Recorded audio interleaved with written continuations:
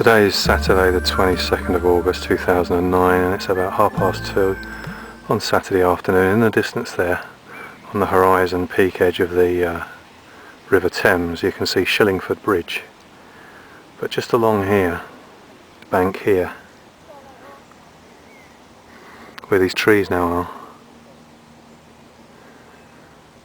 was where I used to come fishing when I was a young lad.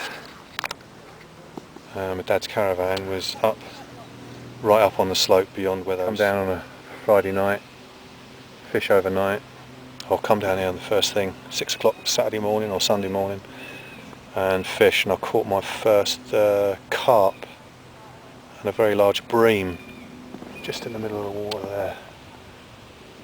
But all this foliage that's grown wasn't actually there when I was a kid coming here to fish. But I'm going to go underneath Shillingford Bridge now and go up towards beyond Shillingford Bridge. But we've got a lazy dog here. Okay, this is the other side of Shillingford Bridge, westbound, and there's a Shillingford Bridge hotel and restaurant, and my car is just over the other side of that boat. I'm ready to go off further down there. Just come from Shillingford Bridge, which is sort of behind me now, and the River Thames sort of meanders round to here. I've just come across this really nice ornate house. I don't know actually what it is, but then the River Thames goes through this sort of mini forest on the other side of that bank and curves around this side. So I'm going to venture off. Just paddle a bit further up, and got a nice view here.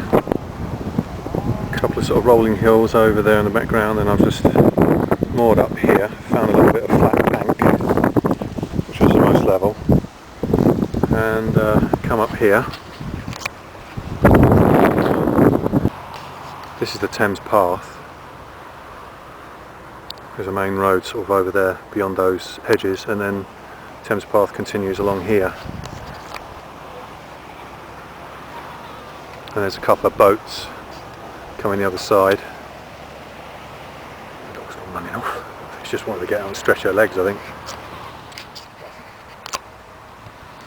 Right, I'm now sitting down at 20 to 4, and I've just got my bits and pieces out ready. Cooker's ready, it's not actually struck yet. I've got some chicken, garlic, sweet potato, carrots, onion, and got some seasoning, so I'm going to cook it all up now and have my lunch. Right, I've just come up a little bit further from the place of where I stopped off to have something to eat, and as I've gone further along, about sort of half a mile, there's a little offshoot, which is... I'll just come a little bit further up, see if I can do any of my famous one-handed paddling to film where we're actually going to. You can see it sort of winds up over there. There's a really nice little bit of scenery cut through where that little tree is, where Karsh is actually looking now.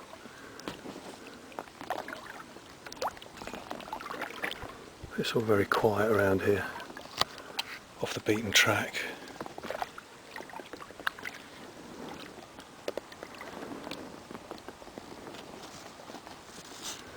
We just got to that little bend.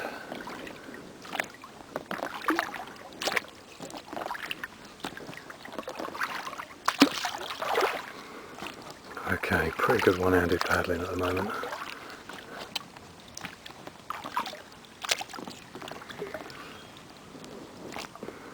It all winds round. You can see it's a tiny little river.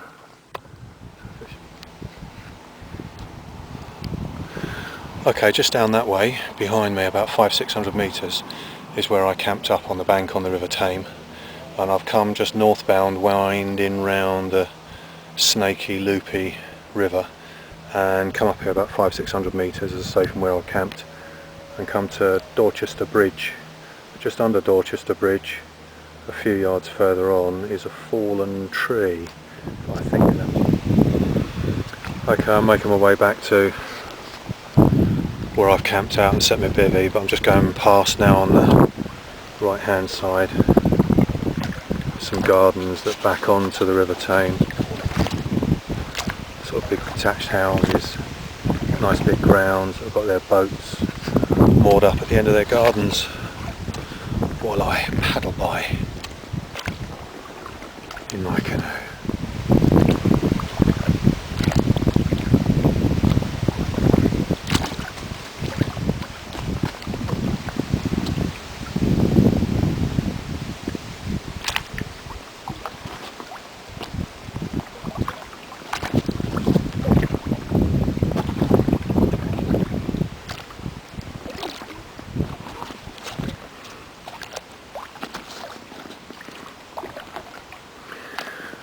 As I continue to paddle from Dorchester Bridge and going now southbound again, where I just come from.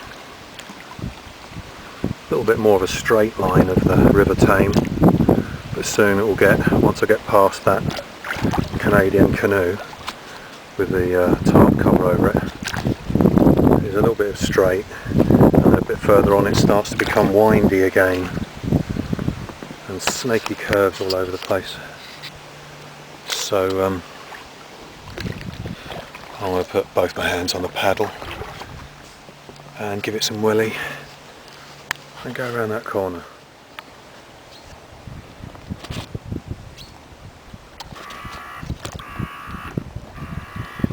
Just coming round now to another little meandering bend, curve now, which is like a snake bend. But these sort of trees here and this sort of foliage, especially these trees here, not so much in this sort of foliage because it's quiet. This is the sort of place where the kingfishers would be perched.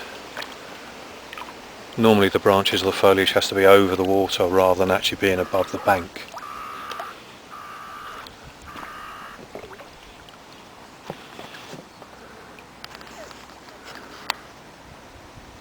And here is the bivvy.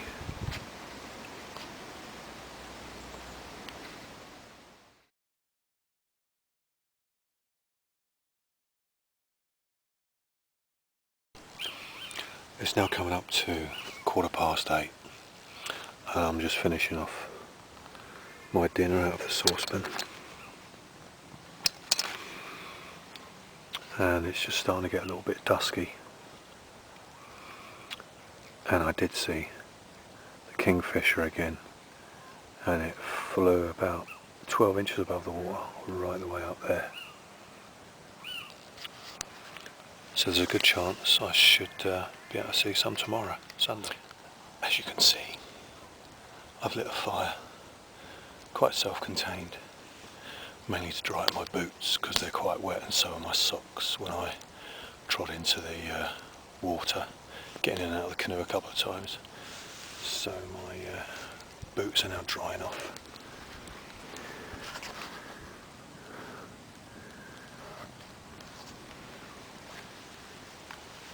A nice warmth and glow of a fire on the riverbank where I've been camping, and just over that side is where my bivvy is. Obviously it's too dark to see. I don't know whether the light's reflecting over there and you can see anything. But I'm just going to enjoy the warmth of the fire, get a little bit more wood. And it's now 10 o'clock on Saturday evening. Saturday night, as you can see, it's dark now. So I'm just going to get a bit of comfort and warmth from this fire. Maybe keep it going for another half hour or so, enough to dry out my boots and my socks.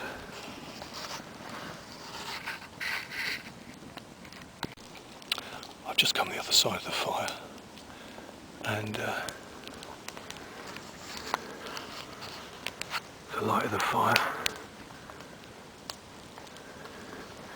is reflecting into the bivvy. You can just see the outline, just the other side there, the tree.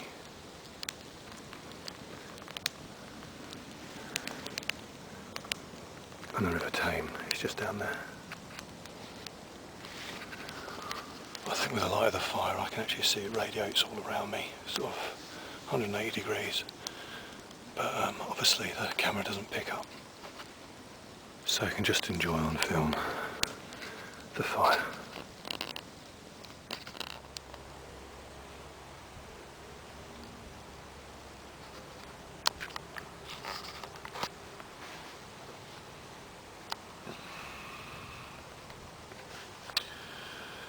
It's now Sunday morning. Still camped up here for a second night on the same spot on the River Thames. It's a little bit overcast today. Hopefully there won't be any rain. So it's a very sort of light grey sky. Also up there a little bit through the branches of the trees. But so far it hasn't rained, so I hope we have a dry day if the wind will blow it over. But I had quite a comfortable night's sleep. But I got invaded about an hour ago. Hello. Hello. It's Karsh Canoe Dog. Hello, how are you? Yes. So what I'm going to do now is give the sleeping bag a bit of an air in, and it's all still blocked off, which is good.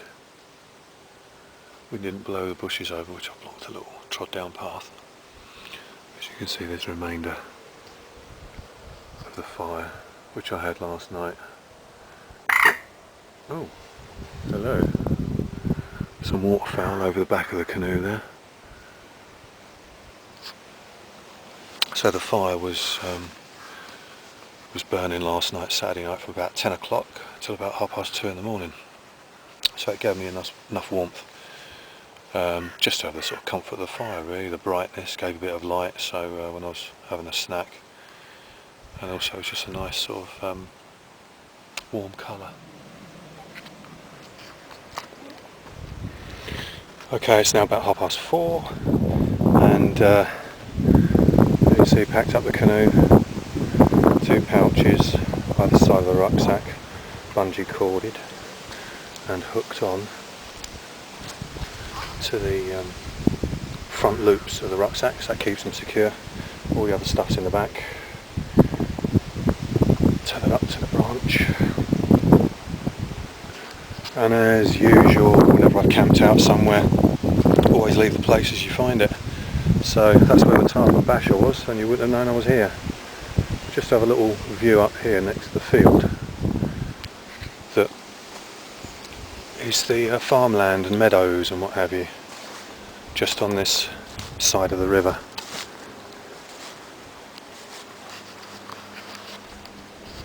And there's the Chiltern Hills, all the way over on the horizon on the other side of the trees.